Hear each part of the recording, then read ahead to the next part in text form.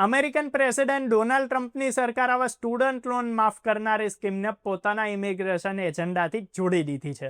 એટલે કે હવે જો કોઈ નોન પ્રોફિટ ઓર્ગેનાઇઝેશન ઇમિગ્રન્ટ્સની હેલ્પ કરે છે તો ત્યાં કામ કરનારાઓને લોન માફીનો ફાયદો નહીં મળી શકે. ત્યારે આવો જાણીએ કે શું છે આખી મેટર અને કોને લાભ નહીં મળે. નવો નિયમ કે છે શું? તો અમેરિકાનો પબ્લિક સર્વિસ લોન ફર્ગિવનેસ પ્રોગ્રામ એ લોકો માટે હોય છે કે જો નોન પ્રોફિટ સેક્ટરમાં કામ કરે છે. જો કોઈ વ્યક્તિ 10 વર્ષ સુધી એવા સંગઠનમાં કામ કરે છે અને લોન ભરતો રહે છે તેની બાકી સ્ટુડન્ટ લોન માફ કરી દેવામાં આવતી હોય છે. પણ હવે આ બધાની વચ્ચે ડોનાલ્ડ ટ્રમ્પ સરકારે એને નવી સ્કીમ સાથે જોડી દીધું છે.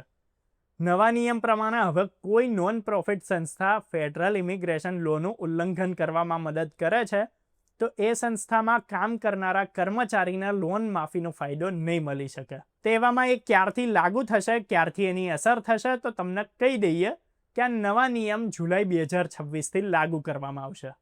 એટલે કે આવનારા વર્ષથી એવા સંગઠનોમાં કામ કરનારાઓ માટે લોન માફીનો રસ્તો હવે અઘરો થઈ જશે.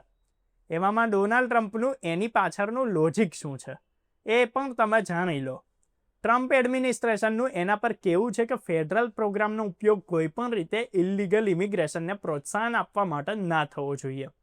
ટ્રમ્પ પોતે જ માર્ચમાં બોલ્યા હતા કે જે સંગઠનનો હેતુ ગેરકાયદેસર કામોમાં સામેલ થવાનો હોય એના કર્મચારીઓને સરકારી ફાયદા ના મળવા જોઈએ. હવે એ ડિસિઝન પર મોટો વિવાદ પણ ઊભો થઈ ગયો છે. કેટલાય સંગઠનો કહી રહ્યા છે કે ટ્રમ્પ એડમિનિસ્ટ્રેશને એજ્યુકેશન અને ઇમિગ્રેશન બે અલગ વસ્તુઓને મિલાવીને બહુ ખોટું ઉદાહરણ ઊભું કર્યું છે. ડેમોક્રેસી ફોરવર્ડ નામનું એક કાયદેસર ગ્રુપ એના પર વિરોધ કરી રહ્યું છે.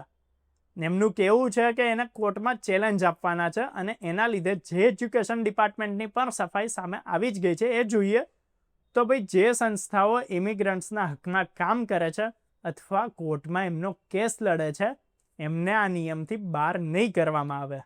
ડિપાર્ટમેન્ટનું કહેવું છે કે ડિસિઝન કોઈ સંસ્થાની પોલિટિકલ આઈડિયોલોજી પર નહીં પણ એમના કામના નેચર પર લેવામાં આવશે. એની અસર કેટલા લોકો પર પડવાની છે તો તમે એ પણ જાણી લો. અમેરિકામાં લગભગ 4.3 કરોડ લોકો પર સ્ટુડન્ટ લોનનો બોજ છે. એમાંથી લાખો લોકો નોન પ્રોફિટ સેક્ટરમાં કામ કરે છે અને લોન માફી પ્રોગ્રામ પર ડિપેન્ડન્ટ છે. એમના પર નિર્ભર છે. હવે આ નવા નિયમ પછી કેટલાય ઇમિગ્રન્ટ એડવોકેસી ગ્રુપ્સમાં કામ કરનારા લોકોની તકલીફો બહુ વધી શકે છે. ટ્રમ્પ એડમિનિસ્ટ્રેશનનું આ પગલું એક બહુ મોટું એક્ઝામ્પલ છે કે કેવી રીતે અમેરિકામાં દરેક પોલિસી હવે ઇમિગ્રેશનથી જોડાતી જાય છે. કોઈને કોઈ રીતે કનેક્ટ કરવામાં આવી રહી છે.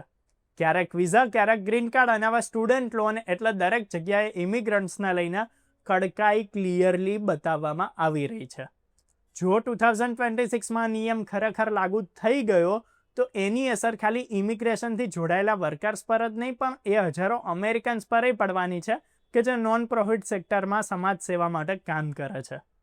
ત્યારે આ વિડીયોમાં બસ આટલું જ. વધારે જોતા રહેવા ફોલો કરો, સબસ્ક્રાઇબ કરો અર્બન ગુજરાતી.